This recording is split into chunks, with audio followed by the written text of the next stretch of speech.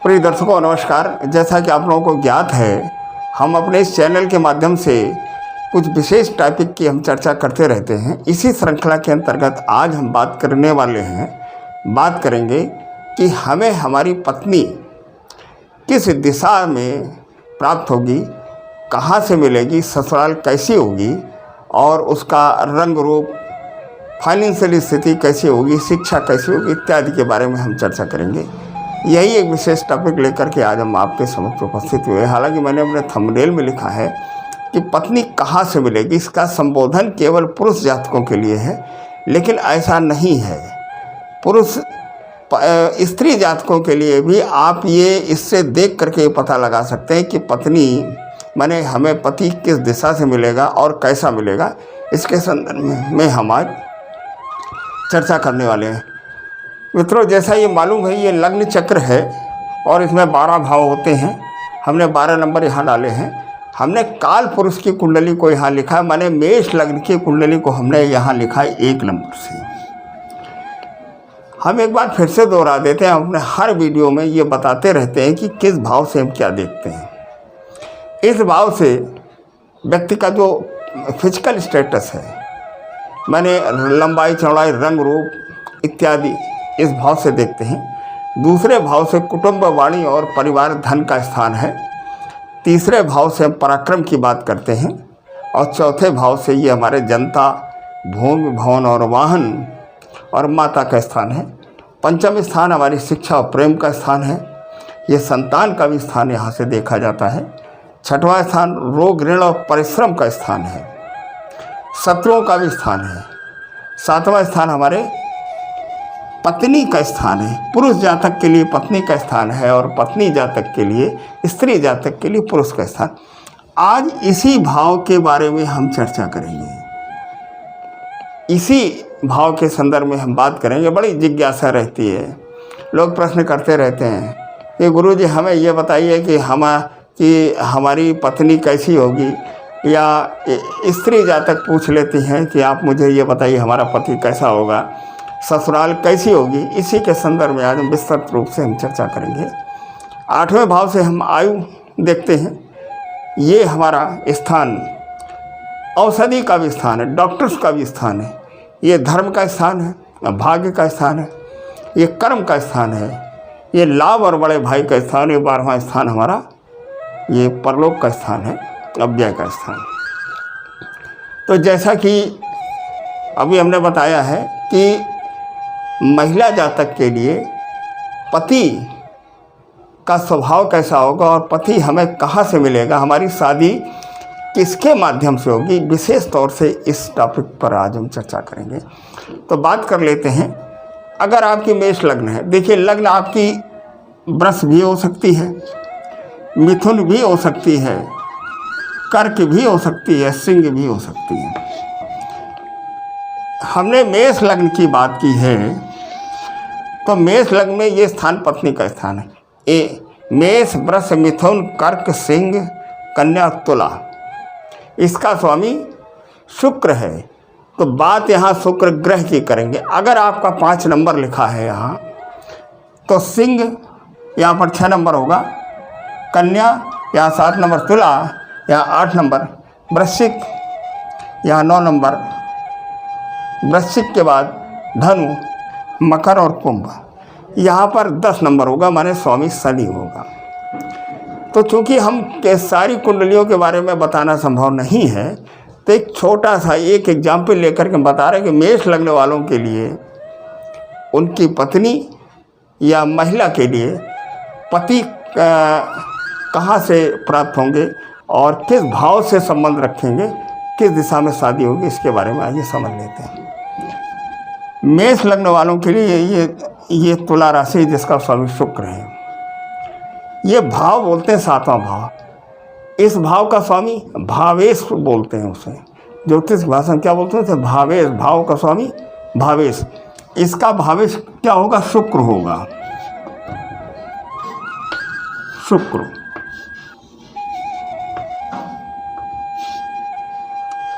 समझ में आ गई बात कि नहीं। अब शुक्र की पोजीशन को देख लेते हैं इन 12 भावों में। अगर आपका शुक्र इस भाव से संबंध रखता है, इसको बिगाड़ देते हैं। अगर आपका शुक्र इस भाव में है जन्म के समय, इस भाव में है, तो आपका विवाह आपके माध्यम से ही होगा, आपके जानने वालों से ही आपका संबंध, आपका विवाह होने की संभावना, विवाह हो सकता है। अगर शुक्र का संबंध दूसरे स्थान से है, माने शुक्र अगर इस भाव में है, ये कुटुंब का स्थान है, तो परिवार का कोई व्यक्ति, कोई सदस्य आपका विवाह करवाएगा, ये बिल्कुल कंफर्म है, ये बिल्कुल तय है। अब आपके परिवार में आपके चाचा, ताऊ इत्यादि लोग हो सकते हैं, माने जो पिता का जो परिवार है उनके माध्यम से आपकी शादी होगी। देखिए, मेष लग्न वालों के लिए बात कर रहे थे, यहाँ तुला राशि आई जिसका स्वामी शुक्र है। अगर आपका 5 नंबर है तो सिंह, कन्या, तुला, वृश्चिक, धनु, मकर और कुंभ, तो यहाँ पर दूसरी राशि आ जाएगी और उसके स्वामी की बात हम करने लगेंगे। अगर शुक्र आपका इस तीसरे स्थान में है, ये तीसरा स्थान, ये पराक्रम का स्थान है और ये व्यवहारियों का भी स्थान है, यारी दोस्ती का भी स्थान है, ये छोटे भाई का भी स्थान है।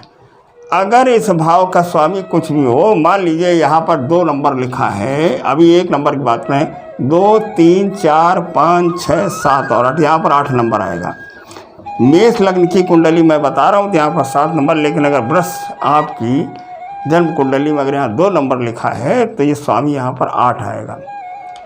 हम आपको भ्रमित नहीं करेंगे, केवल एक ही मेष लग्न से ही आप इसको समझें कि मेष लग्न का स्वामी शुक्र अगर तीसरे स्थान में है, ये आपके व्यवहारियों का स्थान है, आपकी यारी दोस्ती का स्थान है, आपकी छोटे मोटे यात्राओं का स्थान। तो इस भाव का स्वामी शुक्र, तुला राशि का स्वामी शुक्र है।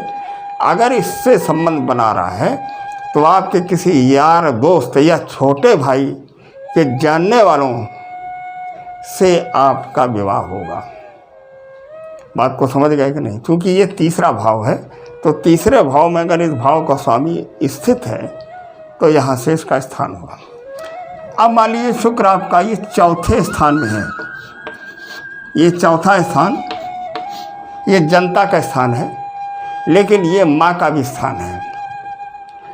अगर इस भाव का स्वामी शुक्र इसमें स्थित है चौथे स्थान में, तो माता की ओर से, माने ननिहाल पक्ष से, माने माँ के जानने वालों से आपके विवाह होगा। स्त्री के लिए पति यहाँ से प्राप्त होगा और पुरुष के लिए स्त्री माँ की ओर से प्राप्त होगी। अगर मान लीजिए शुक्र इस पंचम स्थान में है, पंचम स्थान ये शिक्षा का स्थान है, ये प्रेम का स्थान है। अगर इस भाव का स्वामी इसमें है पंचम स्थान, तो आपके साथ में पढ़ने लिखने वाली किसी लड़की से या पढ़ने लिखने वाले किसी लड़के से आपका प्रेम संबंध बनेगा और यहीं से आपका विवाह हो जाएगा। यह निश्चित है। हमसे जब कोई प्रश्न करता है, पूछता है कि हमारी अरेंज मैरिज होगी कि प्रेम विवाह होगा, तो इस भाव का और इस भाव का संबंध निकालते हैं। अगर इस भाव का स्वामी इसमें है तो निश्चित आपके ही जानने वालों में से और आपके जानने वालों से पूर्व परिचित में हो सकता है प्रेम हो जाए और विवाह हो जाए, प्रेम संबंध हो जाए। अब मान लीजिए शुक्र का ये इस भाव का स्वामी अगर छठे स्थान में है, ये छठा स्थान रोग और ऋण का स्थान है। इस स्थान को रोग और ऋण से नहीं हम तो काउंट करेंगे। ये स्थान मामा का भी स्थान है। मामा का जो है कैसे है, यहाँ से तीसरा स्थान आपके छोटे भाई का, ये माता से ये तीसरा स्थान माँ के छोटे भाई का है, माने मामा का स्थान है। तो अगर इस भाव का स्वामी इसमें है तो माँ की ओर से रिश्ता आएगा, मामा ही तो आपका संबंध कराएंगे।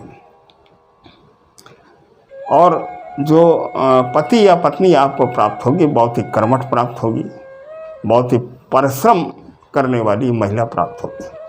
अगर इस भाव का संबंध इसमें है, माने स्वराशि है, तो आपके ही जानने वालों से या आपका बहुत ज़्यादा क्लोज व्यक्ति या आप जो व्यापार कर रहे हैं, आपका कोई साझीदार है, आपका कोई पार्टनर है, उसके जानने वालों से आपको जीवन साथी प्राप्त होगा। अगर इस भाव का संबंध माने मेष लग्न वालों के लिए स्वामी शुक्र अगर इस भाव में है, शुक्र 8वें स्थान में है, ये 8वां स्थान आयु का स्थान, रोग ऋण का स्थान, औषधि का स्थान, तो अगर इसका स्वामी इसमें है तो निश्चित आयुष विभाग से, डॉक्टर पेशे से संबंधित, फैमिली से या उसके माध्यम से विवाह निश्चित होगा, इसमें कोई दो राय नहीं। अगर 7वें स्थान के स्वामी का संबंध अगर 9वें स्थान में हो, ये 9वां स्थान है, ये धर्म का स्थान है, ये भाग्य का स्थान है, इस स्थान के स्वामी शुक्र अगर इसमें है तो पत्नी या पति, पत्नी पुरुष जातक के लिए, पत्नी महिला जातक के लिए यहाँ से प्राप्त होगी, बहुत ही धार्मिक होगी और धर्म से संबंधित, परिवार से संबंधित होगी। कर्मकांड हो सकता है, ज्योतिषाचार हो सकते हैं, भागवताचार हो सकते हैं, या उनके माध्यम से बहुत उनके करीबी रिश्ते से आपका संबंध आएगा। और आपकी ससुराल के आसपास, घर के आसपास एक मंदिर अवश्य होगा, इस भाव से अगर संबंध। अगर इस भाव का स्वामी माने शुक्र अगर 10वें स्थान में है, शुक्र, ये 10वां स्थान आपके कर्म का स्थान है, तो जो व्यापार आप कर रहे हैं, जो नौकरी आप कर रहे हैं, वहीं से ही आपको पत्नी या पति प्राप्त होगा। चाहे साथ में काम करने वाली लड़की हो या लड़का हो, या साथ में कुलीग्स का कोई रिश्तेदार हो करीबी, जिनमें ब्लड रिलेशन हो, यहाँ से प्राप्त होगा।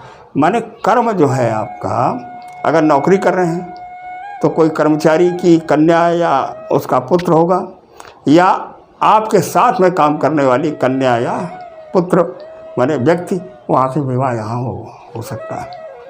अब अगर इसका संबंध आपका 11वें स्थान से, ये लाभ का स्थान है और ये बड़े भाई का स्थान है, तो अगर सप्तमेश का स्थान एकादश स्थान से बन रहा है तो बड़ा भाई ही आपका संबंध कराएगा, कोई दो राय नहीं इसमें कोई दो राय नहीं। अगर 7वें स्थान का स्वामी 12वें स्थान में है, ये 12वां स्थान विदेश यात्रा का भी स्थान है, तो पत्नी या पति बाहर से प्राप्त होगी, विदेश में संबंध होने की संभावना है, या फैमिली बाहर रहती होगी, या बाहर का कोई व्यक्ति यहीं आपके आसपास में संबंध को करवाएगा। माने विदेश से संबंध, रिलेशन जरूर से ज़रूर होगा। ये हमने जनरल रूल की बात करी है। अब इसी में एक प्रश्न और बनता है कि पत्नी कैसी होगी, पत्नी का स्वभाव कैसा होगा। इस चैप्टर को हम आगे बढ़ाएंगे, हम आगे बात करेंगे। आज केवल इतना आप समझ लीजिए कि पत्नी या पति हमें किस भाव से प्राप्त होगा, हमारे दैनिक जीवन का कौन रिश्तेदार किस दिशा से हमें पत्नी या पति की प्राप्ति होगी, इसके बारे में हमने चर्चा की। बस इसके साथ में हम आपसे विदा लेते हैं, और एक आप लोग हमसे वादा करिए कि हमारे चैनल को सब्सक्राइब करिए, और अगर किसी नए टॉपिक पर वीडियो चाहते हो तो हमें आप अवश्य कमेंट में लिख करके बताएं। हम आपको निश्चित उस विषय पर हम आपको जानकारी देने का प्रयास करें। धन्यवाद, नमस्कार, जय श्री राम।